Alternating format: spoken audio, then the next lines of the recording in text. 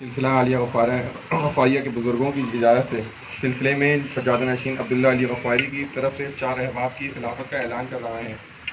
सैयद कामरान अली गफ़ारी, मोहम्मद अली गफ़ारी, मोहम्मद दानिश गफ़ारी, मोहम्मद फ़ारूक अली गफ़ारी।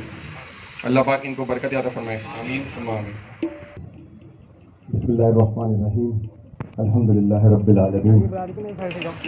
बहुत खुशी का मौका है और जिन हजरात को खिलाफत का ये एजाज़ अता हुआ, सबसे पहले तो हम सब की जानिब से उनको मुबारकबाद पेश करते हैं।